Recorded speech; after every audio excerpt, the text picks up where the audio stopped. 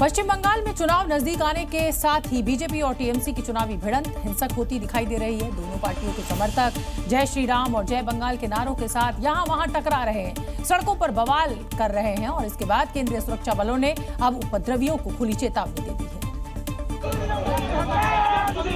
जय श्री राम बनाम जय बांग्ला के नारे को लेकर बंगाल में हो रहे घमासान की इन तस्वीरों को देखिए, जहां उम्मीदवार तक की पिटाई हो जा रही है।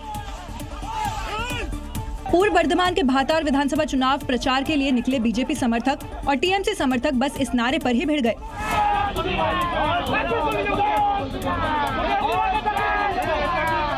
जिसके जवाब में स्थानीय टीएमसी समर्थक भी नारे लगाने लगे।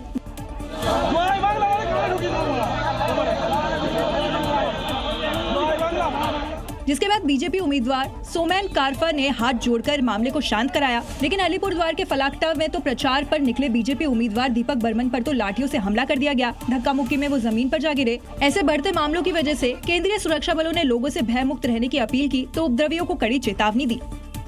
बंगाल चुनाव में बीजेपी घुसपैठ के मुद्दे के साथ उतरी है तो टीएमसी ने उसे मुसलमान विरोधी कहना शुरू कर दिया है। एसआईआर के बाद तो चुनाव पूरी तरह से पोलराइज्ड हो गया है। बवाल शुरू किया ममता बनर्जी ने, लेकिन लपक लिया बीजेपी ने। गृह मंत्री अमित शाह ने तो आज यूसीसी लागू करने तक का ऐलान कर डाला।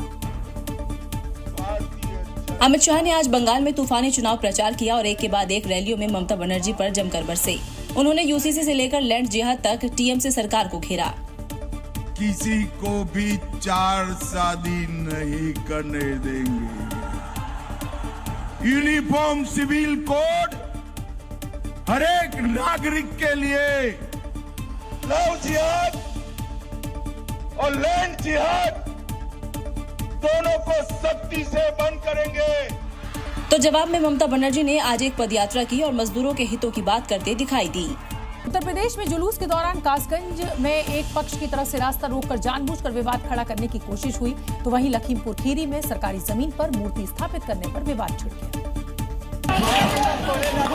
जिसके बाद कुछ लोगों ने पुलिस जीप पर पथराव कर दिया। गाड़ी के शीशे तोड़ दिए गए। ये सीओ साहब की गाड़ी भी तोड़ी है, गोला सीओ की। यहाँ पर सारी सरकारी गाड़ियाँ तोड़ी जा चुकी है। इस बीच भीड़ ने पुलिस की गाड़ियों को आके हवाले कर दिया।